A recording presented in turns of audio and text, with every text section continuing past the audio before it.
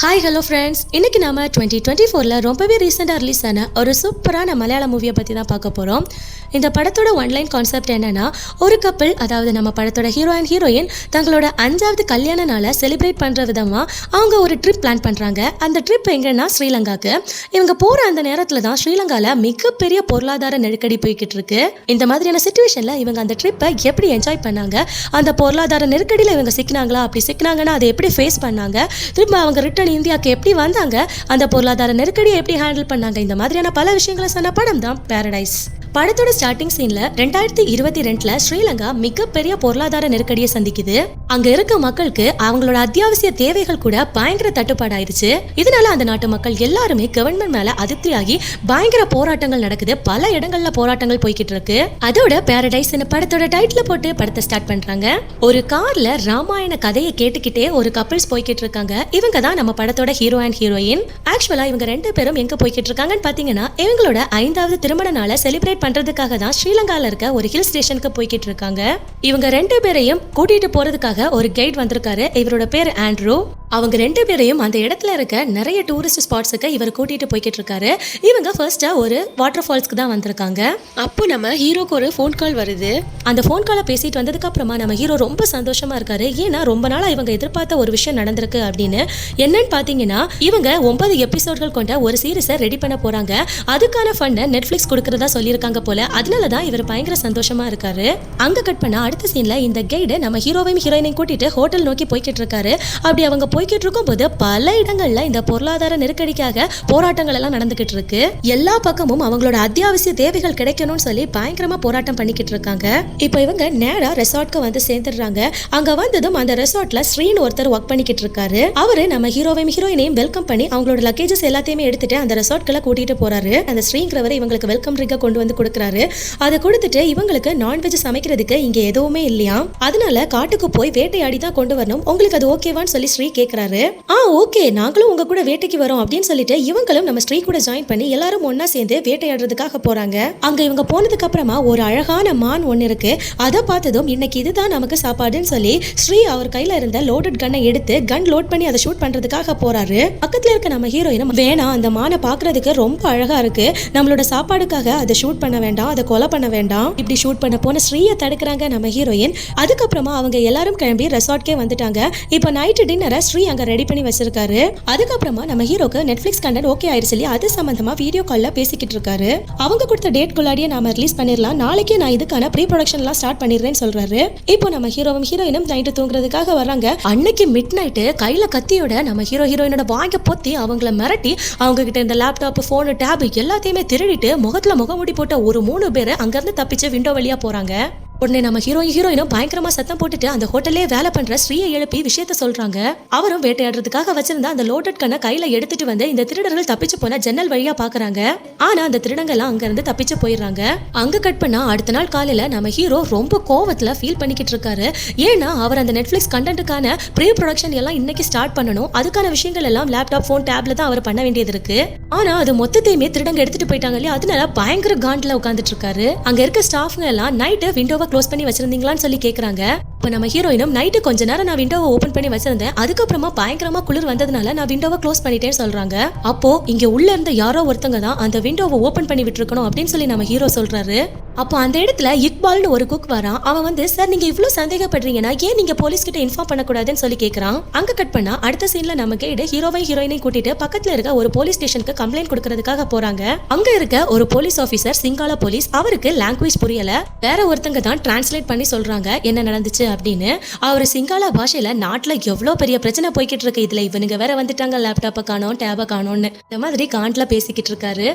Sir நீங்க உடனே என்னோட கம்ப்ளைண்ட்டை எடுத்துட்டு ஆக்ஷன் எடுத்து என்னோட டேப், லேப்டாப், போன் இதை கண்டுபிடிச்சு நீங்க கொடுக்கலன்னா இந்தியால எனக்கு மிகப்பெரிய ஹையர் ஆபீஷியல்ஸ் எல்லாருமே எனக்கு தெரியும், அங்க இருந்து உங்களுக்கு கடைசியில கால் வரும் அப்படிங்கிற மாதிரி நம்ம ஹீரோ மிரட்டுறாரு.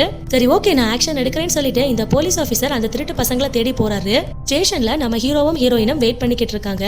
இப்போ இவங்க கொடுத்த பிரஷர்னால இந்த இந்த இன்ஸ்பெக்டர் ஈழ தமிழர்கள் வாழ்ற பகுதியில இருந்து ஒரு 3 தமிழர்களை ஸ்டேஷனுக்கு கூட்டிட்டு வராரு. நேத்துக்கு நைட்டு உங்களோட ரெசார்ட்குள்ள வந்து உங்களோட பொருட்கள் எல்லாத்தையும் திருடினது இவனுக்கு தானே, நீங்க பார்த்து சொல்லுங்கன்னு சொல்லி போலீஸ் அவங்க கிட்ட சொல்றாங்க. நம்ம ஹீரோயினும் அவங்க 3 பேரோட முகத்தை பார்த்துட்டு என்னால கன்ஃபார்மா சொல்ல முடியல, ஏன்னா அவங்க 3 பேரும் அவங்களோட முகத்தை மூடி இருந்தாங்க, என்னால இவங்க தான் ஸ்ட்ராங்கா திருடினாங்கன்னு சொல்லி உறுதியா சொல்ல முடியாதுன்னு சொல்லி நம்ம ஹீரோயின் சொல்றாங்க. ஆனா நம்ம ஹீரோ திருடினது இவங்க தான், என்னால அதை கன்ஃபார்மா சொல்ல முடியும்னு சொல்லி சொல்றாரு. இதை கேட்டு நம்ம ஹீரோயினுக்கு பயங்கர ஷாக் ஆகுது. ஏன்னா அங்க வந்த அந்த 3 பேரும் முகத்தை முகமுடியால மறைச்சிருந்தாங்க. அவங்களோட முகத்தை பாக்குறதுக்கு வாய்ப்பே இல்ல, ஏன்னா இருட்டா வேற இருந்துச்சு. ஆனா நம்ம ஹீரோ இப்படி சொல்லியிருக்காரு. இவர் இப்படி சொன்னதும் அந்த போலீஸ்காரர் அவங்க 3 பேரை உள்ள இழுத்து கொண்டு போய் பயங்கரமா அடிக்கிறாங்க. அடிச்சு விசாரிக்கிறாங்க, எங்கடா பொருட்கள் எல்லாம் எங்கன்னு சொல்லி விசாரிக்கிறாங்க. இந்த பக்கம் நம்ம ஹீரோயின் ஹீரோ கிட்ட எப்படி ஒன்னால அவங்க தான் திருடினாங்கன்னு சொல்லி கன்ஃபார்மா சொல்ல முடியும்னு சொல்லி கேக்குறாங்க. ஆனா நம்ம ஹீரோ கிட்ட அதுக்கான ஆன்சர் கிடையாது. அவரை பொறுத்த வரைக்கும் அவருக்கு காணாம போன அவரோட பொருட்கள் கையில வரணும், அதுக்காக தான் இந்த பசங்களை தேவையில்லாம சொல்லியிருப்பாரு. அந்த பக்கத்துல அந்த போலீஸ் ஆபீசர் இந்த பசங்களை எவ்வளவோ அடிச்சும் நாங்க அது திருடல சார் அப்படின்னு சொல்லிக்கிட்டு இருக்காருங்க. ஒரு கட்டத்துக்கு மேல ஒரு பெரிய இரும்பு பைப்பை எடுத்துட்டு வந்து ஒருத்தனை பயங்கரமா அடிக்கிறாரு. அதனால அவன் சுயநினைவே இழந்துடுறான். அதனால அவனை தூக்கிட்டு ஹாஸ்பிட்டலுக்கு கொண்டு போறாங்க.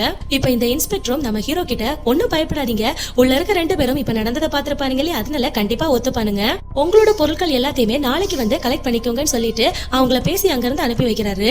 அதனால நம்ம ஹீரோவும் ஹீரோயினும் அங்க இருந்து கிளம்புறாங்க. இந்த பக்கம் அந்த இன்ஸ்பெக்டர் பயங்கரமா அடிச்சிருப்பாரு இல்லையா, அதனால அந்த பையன் எந்த பேச்சு மூச்சும் இல்லாம அப்படியே படுத்திருக்கான். அவனை ஹாஸ்பிட்டல்ல சேர்க்கறதுக்காக அந்த போலீஸ் கார்ல கொண்டு போயிட்டு இருப்பாங்க பாத்தீங்களா, போற வழியிலேயே அந்த கார்ல டீசல் தீந்து வழியிலேயே நின்றுது. அதுக்கு பின்னாலதான் நம்ம ஹீரோவும் ஹீரோயினும் போய்கிட்டு இருந்த கார் வந்துகிட்டு இருக்கு. அப்போ அந்த போலீஸ்காரங்களும் அவங்களோட காரை வழிமறிச்சு இவனை ஹாஸ்பிட்டல்ல கொண்டு போய் சேர்க்க வேண்டியது இருக்கு, எங்க கார்ல டீசல் தீந்து போயிருச்சு, அதனால அவனை உங்க வண்டியில ஏத்திட்டு போய் ஹாஸ்பிட்டல்ல சேர்த்துருங்கன்னு சொல்லி போலீஸ் கேக்குறாங்க. நம்ம ஹீரோ அதை அக்செப்ட் பண்ண மாட்டேங்கிறாரு. ஆனா நம்ம ஹீரோயினும் உடனே ஏத்துங்க, ஹாஸ்பிட்டல் தானே, கொண்டு போய் விட்டுறலாம்னு சொல்றாங்க. சோ இப்போ அங்க சுயநினைவு இல்லாம இருக்க அந்த பையனை இவங்களோட கார்ல ஏத்திட்டு பக்கத்துல இருக்க கவர்மெண்ட் ஹாஸ்பிட்டல்ல கொண்டு போய் சேர்க்கறாங்க. இப்போ அவனை ஹாஸ்பிட்டல்ல அட்மிட் பண்ணிட்டு ரிட்டர்ன் நம்ம ஹீரோவும் ஹீரோயினும் கிளம்பி போறாங்க. அப்ப வழியில இவங்களோட கேஸ் எடுத்த அந்த இன்ஸ்பெக்டர் இருக்கார் இல்லையா, அவர் இவங்களோட காரை வழிமறிச்சு, சார் ஹாஸ்பிட்டல்ல அட்மிட் பண்ணிருக்கோம்ல ஒரு திருட்டு பையன், அவன் தான் திருடுன அப்படின்னு சொல்லி ஒத்துக்கிட்டு சைன் போட்டிருக்கான். உடனே நம்ம ஹீரோவும் அதெல்லாம் இருக்கட்டும், என்னோட பொருள் எப்ப திரும்ப கிடைக்கும்னு சொல்லி கேக்குறாரு. அதுக்கு இன்ஸ்பெக்டரும் நாளைக்கு காலையில ஸ்டேஷனுக்கு வந்து பொருட்களை எடுத்துட்டு போயிருங்கன்னு சொல்லி சொல்றாரு. இப்ப அங்க கட் பண்ணா அடுத்த நாள் காலையில இவங்களுக்கு திருட்டு போன பொருட்கள் எல்லாத்தையுமே வாங்குறதுக்காக போலீஸ் ஸ்டேஷன் நோக்கி நம்ம ஹீரோவும் ஹீரோயினும் போய்கிட்டு இருக்காங்க. அப்போ ஸ்டேஷன் வாசல்ல அந்த ஊர்ல உள்ள தமிழ் பசங்க எல்லாம் ஸ்டேஷன் முன்னாடி போராட்டம் பண்ணிக்கிட்டு இருக்காங்க. எதுக்காக இப்படி போராட்டம் பண்ணிட்டு இருக்காங்கன்னு பாத்தீங்கன்னா, இந்த இன்ஸ்பெக்டர் 3 அப்பாவி தமிழ் பசங்களை அவங்க கேங்ல இருந்து கூட்டிட்டு வந்து போய் கேஸ போட்டு அதுல ஒருத்தனை அடிச்சு அவன் ஹாஸ்பிட்டல்ல சீரியஸா இருக்கான். இன்னும் 2 பேரை ஸ்டேஷனுக்குள்ள வச்சிருக்காங்க. அதனால அந்த பசங்களை ரிலீஸ் பண்ண சொல்லி இவங்க ஸ்டேஷன் முன்னாடி போராட்டம் பண்ணிக்கிட்டு இருக்காங்க. இப்ப நம்ம ஹீரோவும் ஹீரோயினும் ஸ்டேஷனுக்குள்ள வந்துட்டு நம்ம ஹீரோ போலீஸ் இன்ஸ்பெக்டர் கிட்ட எங்களோட பொருட்கள் எல்லாம் எங்கன்னு சொல்லி கேக்குறாரு. அதுக்கு இன்ஸ்பெக்டரும் இதோ பாருங்க, ஹாஸ்பிட்டல்ல இருக்கவன் திருடினதா ஒத்துக்கிட்டான், ஆனா ஸ்டேஷன்ல இருக்க மத்த 2 பேரும் எவ்வளவுதான் கேட்டாலும் அவங்க திருடலன்னு சொல்லிக்கிட்டு இருக்கானுங்க. அதனால எங்களால உங்களோட பொருட்களை இன்னும் மீட்க முடியல. அது மட்டும் இல்லாம வெளியே பாருங்க, வெளியில கூட அந்த தமிழ் பசங்க எல்லாம் வந்து போராட்டம் பண்ணிக்கிட்டு இருக்கானுங்க. சோ இப்போ நீங்க ஸ்டேஷனுக்குள்ள இருக்கிறது உங்களுக்கு சேஃப் இல்ல, தயவு செஞ்சு நீங்க ரிட்டர்ன் உங்க ரெசார்ட்டுக்கே போயிருங்க, நாளைக்கு ஈவினிங் குள்ள உங்களோட பொருட்கள் எல்லாமே கிடைச்சிரும் அப்படின்னு சொல்லி அவங்கள பேசி ரெசார்ட்க்கு அனுப்பி வைக்கிறாரு. அங்க கட் பண்ணா அடுத்த நாள் காலையில அந்த கைடு நம்ம ஹீரோயினை கூட்டிட்டு இந்த ஊர்ல இன்னும் அழகான இடங்கள் இருக்கு சுற்றி பாக்குறதுக்கு அப்படின்னு சொல்லி கூட்டிட்டு போறாரு. இந்த பக்கம் ரெசார்ட்ல நம்ம ஹீரோக்கு திருட்டு போன பொருட்கள் எதுவும் இன்னும் கிடைக்கல, அதனால அவரோட வேலைகளை அவர் இன்னும் ஸ்டார்ட் பண்ணல. இந்த மாதிரி பலவிதமான டென்ஷன்ல இருக்காரு. ஆனா நம்ம ஹீரோயின் இந்த விஷயங்கள் எதையுமே மண்டையில ஏத்திக்காம பயங்கர சந்தோஷமா அவங்களோட ட்ரிப்பை என்ஜாய் பண்ணிக்கிட்டு இருக்காங்க. இப்ப அங்க கட் பண்ணா அந்த பக்கத்துல அந்த இன்ஸ்பெக்டர் அடிச்ச அன்கான்சியஸான ஒரு தமிழ் பையனை ஹாஸ்பிட்டல்ல சேர்த்திருப்பாங்க இல்லையா, அவனுக்கு ரொம்ப சீரியஸ் ஆகுது. உடனே டாக்டர்ஸ் எல்லாம் சேர்ந்து அவனுக்கு ஆக்சிஜன் எல்லாம் வைக்கிறாங்க. ஆனா அந்த நேரம் பார்த்து கரண்டும் கட் ஆயிருது. அப்ப ஃபாஸ்டா ஜெனரேட்டர் ஆன் பண்ண சொல்றாங்க. பார்த்தா ஜெனரேட்டர்லயும் டீசல் இல்ல. இப்படி ஒரு இக்கட்டான சிச்சுவேஷன்ல இந்த பையன் மாட்டிக்கிட்டு இருக்கான். அந்த பக்கத்துல நம்ம ஹீரோவும் அந்த கேட் கிட்ட நம்ம போலீஸ்க்கு ஆல்ரெடி ரொம்ப டைம் கொடுத்துட்டோம், சரி வாங்க நம்ம ஸ்டேஷனுக்கு போய் என்னாச்சுன்னு விசாரிக்கலாம்னு சொல்லிட்டு அவங்க ஸ்டேஷனுக்கு கிளம்புறாங்க. இந்த பக்கம் பாத்தீங்கன்னா உயிருக்கு போராடிட்டு இருந்த அந்த பையன் ஹாஸ்பிட்டல்ல இறந்து போயிட்டான். அவனோட பாடியை தூக்கிட்டு ஊர்ல இருந்த மக்கள் எல்லாருமே போராட்டம் பண்றதுக்காக வர்றாங்க. ஒரு அப்பாவி பையனை கொன்னுட்டாங்களே, இவனோட சாவுக்கு காரணமா இருந்த யாரையுமே சும்மா விடக்கூடாதுன்னு சொல்லி அங்க இருந்த தமிழ் மக்கள் எல்லாருமே போராட்டம் பண்ணிக்கிட்டு இருக்காங்க. அன்னைக்கு நைட்டு லோக்கல்ல இருந்த மக்கள் எல்லாருமே ஒண்ணு கூடி வந்து அந்த போலீஸ் ஸ்டேஷனை சரமாரியா தாக்குறாங்க. உடனே ஸ்டேஷன்ல இருந்த போலீஸ்காரங்களும் அவங்கள உயிருக்கு பயந்து அந்த ஸ்டேஷன்ல இருந்து தப்பிச்சு ஓட ஆரம்பிக்கிறாங்க. அந்த பக்கத்துல ஸ்டேஷன் நோக்கி வந்துகிட்டு இருந்த நம்ம ஹீரோயினோட காரை அந்த போலீஸ் இன்ஸ்பெக்டர் வழிமறிச்சு, தயவு செஞ்சு ஸ்டேஷன் பக்கம் மட்டும் போயிடாதீங்க, ஊர்க்காரங்க எல்லாம் உங்க மேலையும் எங்க மேலையும் கொலை வெறியில இருக்காங்க, அந்த தமிழ் பையன் ஹாஸ்பிட்டல்ல இறந்து போயிட்டான் அப்படிங்கிற விஷயத்த சொல்றாரு. இதை கேட்ட நம்ம ஹீரோயின் பயங்கரமா ஷாக் ஆகுறாங்க. ஆனா நம்ம ஹீரோக்கு அது ஒரு பெரிய விஷயமாவே இல்ல. இப்போ அந்த இன்ஸ்பெக்டரும் நான் உங்களுக்கு பாதுகாப்பு கொடுக்குறேன்னு சொல்லிட்டு இவங்க கூடவே இவங்க கார்ல ஏறிக்கிறாரு. இப்போ இவங்க போய்கிட்டு இருக்கும் போதே நம்ம ஹீரோயினும் அந்த போலீஸ் கிட்ட அந்த பையனோட சாவுக்கு காரணம் நாம தானேன்னு சொல்லி கேக்குறாங்க. அதுக்கு அந்த போலீஸும் அப்படியெல்லாம் இல்ல மேடம், ஹாஸ்பிட்டல்ல அவனுக்கு சீரியஸ் ஆனதும் ஆக்சிஜன் வச்சிருக்காங்க, அந்த நேரம் பார்த்து பவர் கட் ஆயிருக்கு, ஜெனரேட்டர்ல டீசலும் இல்ல, அது மட்டும் இல்லாம அந்த பையனால உங்களுக்கு தான் கஷ்டம் அப்படின்னு சொல்லி கொஞ்சம் கூட மனசாட்சியே இல்லாம அந்த போலீஸ்காரர் பேசுறாரு. என்ன சார், மனுஷங்களோட உயிருக்குன்னு ஒரு வேல்யூ இருக்கு சார், ஏன் இந்த மாதிரி எல்லாம் பேசுறீங்கன்னு சொல்லி நம்ம ஹீரோயின் கேக்குறாங்க. என்னது, அவனோட உயிருக்கெல்லாம் வேல்யூவா? எலெக்ஷன் நேரத்துல ஒரே ஒரு ஓட்டு போடுவான், அதுதான் அவனோட வேல்யூவே, மத்தபடி வேற எதுவும் இல்ல அப்படின்னு சொல்லி அவனை கிண்டல் பண்ணி சிரிச்சுக்கிட்டு வராரு. ஆக்சுவலா அந்த பையனோட சாவுக்கு காரணம் இவங்க மட்டும் இல்ல, ஒட்டுமொத்த கவர்மெண்ட்னு கூட சொல்லலாம். ஏன்னா ஹாஸ்பிட்டல்ல அட்மிட் ஆன அந்த பையனுக்கு ஆக்சிஜன் தேவைப்பட்டிருக்கு. ஆனா அவனுக்கு ஆக்சிஜன் வைக்கிற அந்த நேரத்துல பவர் கட் வேற ஆயிருக்கு, ஜெனரேட்டர்லயும் டீசல் இல்ல. அந்த மொத்த கண்ட்ரிலயுமே மிகப்பெரிய பொருளாதார நெருக்கடி, அதனாலதான் எல்லாமே பற்றாக்குறையா இருக்கு. அதுவே ஒரு பையனோட உயிரும் போயிருக்கு. அந்த பையனோட சாவுக்கு எல்லாருமே காரணமா போயிட்டாங்கன்னு சொல்லி நம்ம ஹீரோயின் ரொம்பவே ஃபீல் பண்றாங்க. இப்போ நம்ம ஹீரோயினும் ஹீரோ கிட்ட வந்து இனி என்ன பண்ணலாம்னு சொல்லி கேக்குறாங்க. அதுக்கு அவரும் இதுக்கு மேல நம்மளோட பொருட்கள் எல்லாம் திரும்ப கிடைக்குமான்னு சொல்லி எனக்கு தெரியல, அதனால நம்ம பேசாம நம்ம ஊருக்கே கிளம்பி போயிடலாம்னு சொல்றாரு. இதை கேட்ட நம்ம ஹீரோயினும் நம்மளை பத்தி நான் கேட்கல, நம்மளால ஒரு உயிர் அங்க செத்து போயிருக்கேன், அவனுக்கு நம்ம என்ன பண்ண போறோம்னு சொல்லி கேக்குறாங்க. இதை கேட்டு கடுப்பான நம்ம ஹீரோவும் என்ன பேசுற நீ, அந்த பையன் நம்மளோட பொருட்கள் எல்லாத்தையும் திருடி இருக்கான்னு சொல்றாரு. ஒரு நாளைக்கு எப்படி அந்த பையன் தான் திருடுனான்னு சொல்லி கன்ஃபார்மா சொல்ல முடியும்? திருட வந்தவங்க எல்லாம் அவங்களோட முகத்தை ஃபுல்லா மூடி இருந்தானுங்க, அதனால நம்மளால கன்ஃபார்மா சொல்ல முடியாதே அப்படின்னு சொல்லி லாஜிக்கா ஒரு கொஸ்டினை நம்ம ஹீரோயின் கேக்குறாங்க. அதுக்கு நம்ம ஹீரோவும் இதோ பாரு, செத்து போன அந்த பையன் அவனே திருடினதா ஒத்துக்கிட்டு போலீஸ் கிட்ட கையெழுத்து போட்டு கொடுத்திருக்கான், இதுக்கு மேல என்ன இருக்குன்னு சொல்லி கேக்குறாரு. உடனே நம்ம ஹீரோயினும் இப்ப கரெக்டா ஒரு கேள்வி கேக்குறாங்க. அவன் சைன் பண்ணும்போது அவன் சுயநினைவோட தான் இருந்தான்னு எப்படி உன்னால உறுதியா சொல்ல முடியும்னு சொல்லி கேக்குறாங்க. நம்ம ஹீரோ கொடுத்த ஒரு பொய்யான விஷயத்தினால ஒரு உயிர் அங்க போயிருக்கு, அதை பத்தின ஒரு பதட்டம் நம்ம ஹீரோக்கு சுத்தமாவே இல்ல. ஆனா நம்ம ஹீரோ அவரோட பொருட்கள் அவருக்கு கிடைக்கணும் அப்படி செல்ஃபிஷா யோசிச்சு அநியாயமா ஒரு அப்பாவி மேல கேஸ கொடுத்திருக்காரு. இப்ப அதனால ஒரு பையன் இறந்து போனதுக்கு அப்புறமும் அதை சரி பண்ணாம இங்க இருந்து போறதுலயே இருக்காரு. இதுல அந்த போலீஸ்காரங்க வேற கவலைப்படாதீங்க, நீங்க இங்க இருந்து போற வரைக்கும் உங்களுக்கு நாங்க போலீஸ் பாதுகாப்பு கொடுக்கறோம்னு சொல்றாங்க. அதனால அந்த போலீஸ் இன்ஸ்பெக்டர் இவங்க தங்கி இருக்க ரெசார்ட்டுக்கு இவங்களுக்கு பாதுகாப்பு கொடுக்கறதுக்காக போறாங்க. அங்க கட் பண்ணா அந்த பக்கம் அந்த இறந்து போன பையனோட பாடியை வச்சுட்டு அவனோட இறப்புக்கு நீதி கிடைக்கணும்னு சொல்லி போராட்டம் பண்ணிக்கிட்டு இருக்காங்க.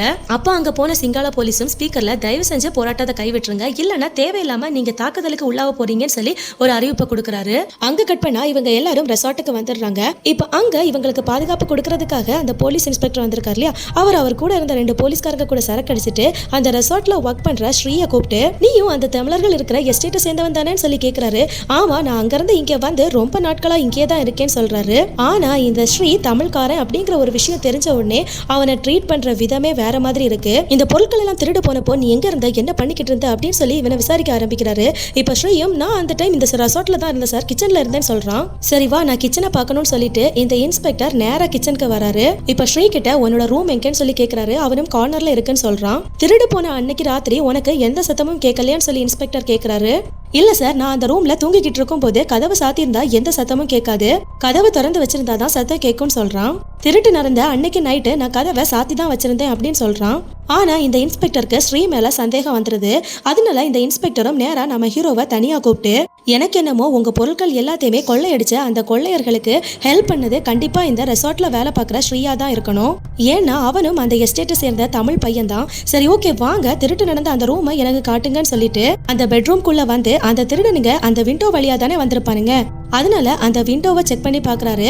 இப்படி எல்லாத்தையுமே செக் பண்ணி பார்த்துட்டு நம்ம ஹீரோ கிட்ட வந்து விண்டோ எதுவும் பிரேக் ஆன மாதிரி எந்த தடையுமே இல்ல, அதனால யாரோ ஒருத்தங்க உள்ள இருந்து ஹெல்ப் பண்ண மாதிரி தான் தெரியுது. அப்படி உள்ள இருந்து யாரோ ஹெல்ப் பண்ணதுனால தான் அந்த திருடர்கள் வெளியில இருந்து ஈஸியா இந்த விண்டோவை ஓபன் பண்ணி உள்ள வந்திருக்காங்க. சோ கண்டிப்பா அந்த திருட்டுக்கும் இந்த ஹோட்டல்ல வேலை பாக்குறவனுக்கும் ஏதாச்சும் சம்பந்தம் இருக்கணும்னு சொல்லி இவர் சொல்லிக்கிட்டு இருக்காரு. இதை கேட்ட நம்ம ஹீரோயினும் நான் தான் அன்னைக்கு நைட்டு விண்டோவை ஓபன் பண்ணி வச்சிருந்தேன், இதுக்கும் அவங்களுக்கும் எந்த சம்பந்தமும் இருக்காதுன்னு சொல்லி சொல்றாங்க. ஆனா நம்ம ஹீரோயினோட பேச்ச இவங்க கேட்கல. அவங்கள பிடிச்ச சாத்துனா உண்மையை சொல்லிடுவானுங்கன்னு சொல்லிட்டு இந்த இன்ஸ்பெக்டர் நேரா போயிட்டு அந்த ஸ்ரீயையும் இக்பாலையும் போட்டு பயங்கரமா அடிக்கிறாரு. நீங்க தானடா அந்த விண்டோ ஓபன் பண்ணி விட்டீங்க, அந்த திருட்டு பசங்க எல்லாம் உள்ள வரதுக்கு நீங்க தானடா ஹெல்ப் பண்ணீங்கன்னு சொல்லி பயங்கரமா கேக்குறாரு. ஒரு கட்டத்துல கடுப்பான நம்ம ஸ்ரீ அவர் இந்த மிருகங்களை எல்லாம் வேட்டையாடுறதுக்காக ஒரு லோட் கன் ஒன்று வச்சிருப்பார் இல்லையா, அதை எடுத்து அதை லோட் பண்ணி இந்த இன்ஸ்பெக்டருக்கு நேரா வச்சுட்டு, அப்பாவியான அந்த 3 தமிழ் பசங்களை பொய் கேஸ் போட்டு உள்ள தள்ளிட்டீங்க, அதுல ஒருத்தனை அடிச்சு சுயநனை விளக்க வச்சு அவனோட உயிரைய போக வச்சுட்டீங்க, அடுத்து என்னையும் அதே மாதிரி பண்ணலாம்னு சொல்லி பாக்குறீங்களான்னு சொல்லிட்டு இவன் பயத்தோட கையில கண்ணை நீட்டிட்டு நிக்கிறான். அப்ப கொஞ்ச நேரத்துல இந்த இன்ஸ்பெக்டர் ஸ்ரீயோட கையில இருந்த அந்த கண்ணை புடுங்கி அது தவறி டேபிளுக்கு இந்த பக்கம் இருக்க நம்ம ஹீரோயினோட கைக்கு வந்துருது. இப்ப இந்த இன்ஸ்பெக்டரும் ஒன்னு சும்மா விட போறது இல்லன்னு சொல்லிட்டு ரெசார்ட்டுக்கு வெளியில இருக்க இவங்களோட கண்ணை எடுக்கிறதுக்காக போறாரு. அங்க வந்து பார்த்தா அங்க இந்த தமிழ்காரங்க எல்லாம் இந்த ரெசார்ட்டை சுத்தி வளைச்சிருக்காங்க. அவங்க எல்லாரும் ஒரு பக்கமா அவங்களுக்கு கையில கிடைக்கிற பொருட்கள் எல்லாத்தையுமே எடுத்து இந்த இன்ஸ்பெக்டர் மேல தூக்கி எரிஞ்சுக்கிட்டு இருக்காங்க. ஆல்ரெடி சரக்கு அடிச்சு கொஞ்சம் போதையில இருக்க இந்த இன்ஸ்பெக்டர் இவங்க எல்லாரையும் பார்த்து ஷூட் பண்ணிக்கிட்டு இருக்கான். அப்போ அங்க வந்திருந்த அந்த தமிழ் பசங்க கும்பல்ல இருந்து எவனோ ஒருத்தன் ஒரு கோடாரி எடுத்து இந்த இன்ஸ்பெக்டர் மேல வீசுறான். அவ்வளவுதான், அந்த கோடாரி அவரோட நெஞ்சிலேயே பட்டு அந்த இடத்துலயே மயங்கி விழுந்துடுறாரு. சத்தத்தை எல்லாம் கேட்டு வெளியே வந்து பார்த்தா நம்ம ஹீரோவும் இந்த மாதிரியான நிலைமை நமக்கும் வந்துடக்கூடாதுன்னு சொல்லிட்டு அவரு கண்ணை எடுத்து அங்க சுத்தி இருந்த அந்த தமிழ் பசங்க எல்லாரையுமே ஷூட் பண்ண ஆரம்பிக்கிறாரு. இதை பின்னாடில இருந்து பார்த்துட்டு நிக்கிற நம்ம ஹீரோயினால ஒத்துக்கவே முடியல, அவங்களால அதை ஏத்துக்க முடியல. ஏன்னா ஒருத்தனால அங்க பல பேரோட உயிர் போய்கிட்டு இருக்கு. சோ அதனால கொஞ்சம் கூட எதிர்பார்க்காத அளவுக்கு இவங்க கையில இருக்க கண்ணால அவங்களோட ஹஸ்பண்டையும் அவங்க ஷூட் பண்ணி சாகடிக்கிறாங்க. அவ்வளவுதான். அதுக்கப்புறமா நம்ம ஹீரோயின் பயங்கரமா கதறி கதறி அழுதுகிட்டு இருக்காங்க. ஸ்டார்டிங்ல ஒருவேளை நம்ம சாப்பாடுறதுக்காக ஒரு அழகான மானோட உயிரை நம்ம எதுக்காக பறிக்கணும்னு சொல்லி மனிதாபிமானமா யோசிச்ச நம்ம இறக்க குணம் உள்ள ஹீரோயின், மனித உயிர்களோட வேல்யூ என்னன்னு தெரிஞ்ச நம்ம ஹீரோயின் வேற வழியே இல்லாம தன்னோட ஹஸ்பண்டையே கொலை பண்ற அளவுக்கு ஒரு சிச்சுவேஷன்ல வந்திருக்காங்க. இதை நினைச்சு ரொம்ப ஃபீல் பண்ணி கதறி கதறி அழுதுகிட்டு இருக்காங்க. அங்க கட் பண்ணா நம்ம ஹீரோயினை ஸ்டேஷன்ல கூப்பிட்டு விசாரிச்சுக்கிட்டு இருக்காங்க. அப்ப நம்ம ஹீரோயினும் ஆமா நடந்த எல்லா விஷயத்தையுமே நான் தான் பண்ணேன், ஆனா அது எப்படி நடந்துச்சுன்னு எனக்கு தெரியலன்னு சொல்லி பயங்கரமா ஃபீல் பண்ணி பேசிக்கிட்டு இருக்காங்க. அடுத்ததா அந்த கேட் இருந்தார் இல்லையா, அவரை கூப்பிட்டு விசாரிச்சுக்கிட்டு இருக்காங்க. அவரு கண்ணால பார்த்த சாட்சியாட்டு என்ன சொல்றாருன்னா, இந்த மாதிரி தமிழ் பசங்க எஸ்டேட்டை சேர்ந்தவங்க எல்லாம் அங்க வந்து பயங்கரமா தாக்குதல் நடத்திக்கிட்டு இருந்தாங்க. அதனால நம்ம ஹீரோ கன் எடுத்து அவங்க மேல சரமாரியா ஷூட் பண்ண. இந்த தாக்குதல் நடந்துகிட்டு இருக்கும் போதே பின்னாடில இருந்து நம்ம ஹீரோவோட மனைவி தன்னோட ஹஸ்பண்டுக்கு எதுவும் ஆகக்கூடாது அப்படிங்கிற பதட்டத்துல அந்த தமிழ் பசங்களை நோக்கி ஷூட் பண்ணும்போது தெரியாதனமா குறுக்க அவங்களோட ஹஸ்பண்ட் வந்துட்டாரு. சோ அதனால இது ஒரு ஆக்சிடென்டா நடந்த விஷயம் அப்படின்னு சொல்லி இவரை மாத்தி சொல்லிடுறாரு நடந்த விஷயத்த. இப்போ அதனால எல்லா ஃபார்மாலிட்டிஸையுமே முடிச்சு நம்ம ஹீரோயினை ரிலீஸ் பண்ணிடுறாங்க. இப்போ நம்ம ஹீரோயின் அந்த கேட் கூட ரிட்டர்ன் ஏர்போர்ட்டை நோக்கி போய்கிட்டு இருக்காங்க. நம்ம ஹீரோயினும் அந்த கேட்டை பார்த்து ஸ்டேஷன்ல நீங்க சொன்னது உண்மைதான் நீங்க நம்புறீங்களான்னு சொல்லி கேக்குறாங்க. அதுக்கு நம்ம கேட் கிட்ட இருந்து எந்த ஆன்சருமே இல்ல. ஏன்னா ஹீரோயின் செஞ்சதுதான் நியாயம்னு சொல்லிட்டு அவர் நம்புறாரு. பல பேரோட உயிர் போக கூடாதுங்கிறதுக்காக நம்ம ஹீரோயின் அவங்களோட ஹஸ்பண்டோட உயிரே எடுத்துட்டாங்க. இதோட இந்த படத்தையும் முடிக்கிறாங்க. இந்த படம் எப்படி இருந்துச்சுன்னு மறக்காம கமெண்ட் செக்ஷன்ல கமெண்ட் பண்ணுங்க. மேலும் வேற ஒரு இன்ட்ரெஸ்டிங்கான மூவில உங்களை சந்திக்கிறேன். Thank you, by.